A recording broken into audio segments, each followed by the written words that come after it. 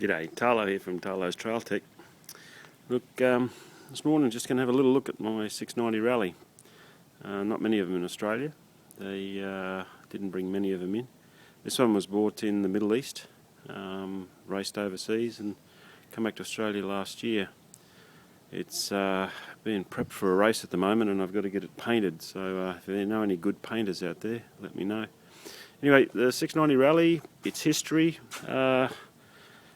it superseded the 660 Rally, which was built on the KTM 640 platform. This was the start of a new platform which later went on to be the 690 Enduro, and you'll see a lot of commonalities in them, but there are very subtle differences that exist in this bike that sort of were taken out in the production machine. So as you can see, it's sitting there, it hasn't got a fuel tank on it. The fuel tank's laying on the ground along with the fairing and the seats.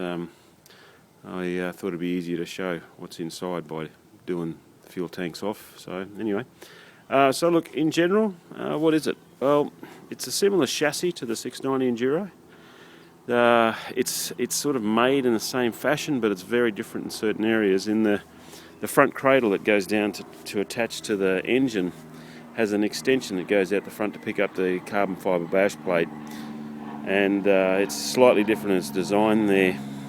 The rear of the chassis down under the fuel tank is similar, but up inside where the fuel tank, I'll show from the other side, where the shock absorber mount is very, very different, and the way the fuel tank mounts is a bit different. Rear swing arm looks like a 990 Adventure swing arm. Knowing KTM's approach to certain things, it probably is parts of, but it's got linkage suspension underneath it, which is the same as the 690. The exhaust pipes, obviously very long. You'll see that it's a single pipe comes out. It moves down into a special made piece that then splits. And it splits into two exhausts, one going left and right. They're a little smaller in the diameter. As they run back, you'll see a taper come into them. They get bigger, and then they eventually come up to the back and to the outside. Interesting enough, you'll see there's some restrictors in there. That was done for noise, but normally in some races you just take them out. There's two sets of exhaust you can buy. So, it's sort of, in a lot of respects, is the start of the 690 Enduro. And there's a lot of commonalities. In the engine, you'll sort of notice the engine's very familiar to a 690 Enduro. It's basically the same platform, all the same castings. Inside, they're a bit different. Different piston, different camshaft, different clutch, different gearbox, and slightly different electronics because it's not fuel injected. It's got a nice 41mm carby sitting in there, and that carburetor, and I suppose in a lot of respects, makes the bike quite simple, which for rallying is pretty important. You can usually fix most things if it's got a carby and simple ignition, but with fuel injection it becomes a bit difficult out on the track. So the air filter, in its standard form when you buy it from the factory, it's actually got the same air filter as the 690 Enduro on it. This one's had a factory carbon fibre they call long filter fitted. That long filter gives a lot more air surface, or filter surface, helps with dust getting clogged into the air filter, makes it last a bit longer, and helps not get so much dust into the engine. Radiator is very similar to the 690 Enduro, probably the same core, but they weld some different brackets on it. And you'll notice the triple clamps, they're really a work of art, the triple clamp. They're all machined out of solid pieces of aluminium, and the damper mount is machined straight into it.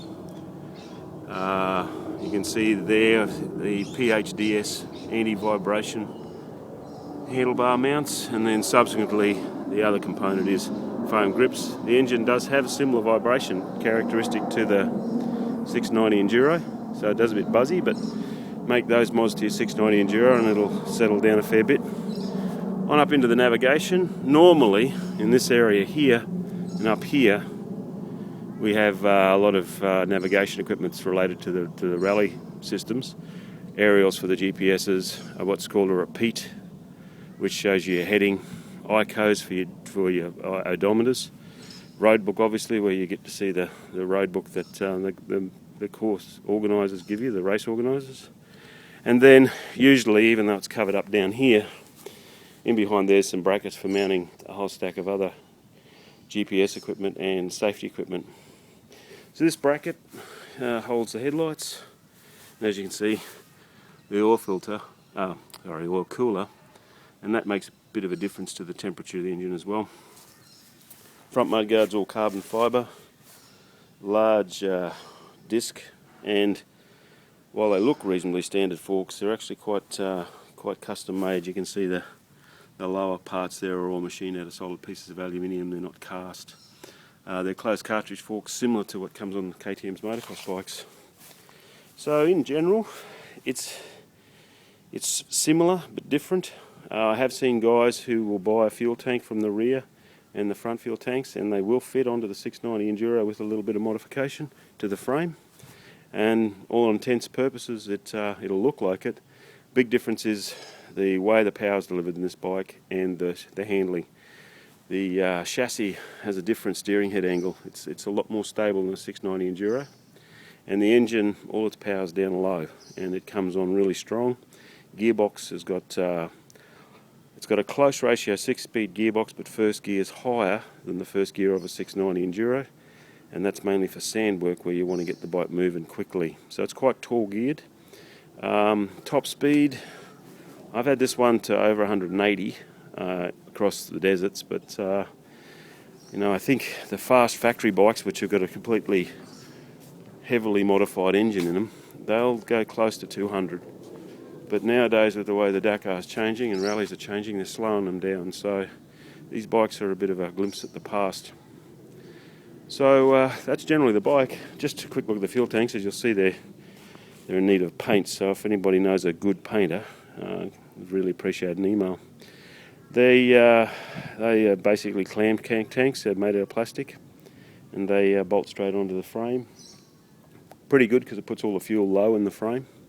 So I think the rear tank is about 16 litres, and these pick up another 16 or 17 litres. So I think total capacity is about 35, gives you a range of about 400 kilometres if you're really giving it the gas. Front fairing, all carbon fibre, very light. This one's a bit old, it's got a few cracks in it. That carbon fibre does crack, but it usually cracks as a result of falls. And obviously the seat's an interesting thing in that it's quite firm, very hard actually, and it might sound like it'd be uncomfortable. It's actually more comfortable. Soft seats seem to hurt your bum a bit more than the hard seat. So now look, that's the general of the bike. Probably a bit difficult to let you hear how it sounds, because I think the microphone on this thing won't work that well, but I will start it. There's not a choke, so you basically usually just give them 3 or 4 blips on the throttle, turn on the master, hit the start button. Sometimes it sort of doesn't go over that easy because there's so much compression in the engine, but let's see. There you go, he's running.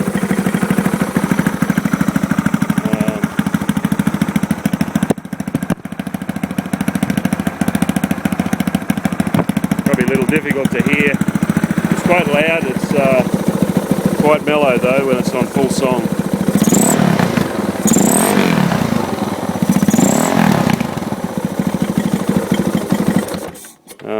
Sounds really good when you're really hooking along through a desert and it's the only thing out there. Anyway, that's the 690 Rally. I'll put some more detailed pictures up onto the Adventure Rider magazine site. But anyway, thanks very much guys, and enjoy the rest of your weekend. Ciao.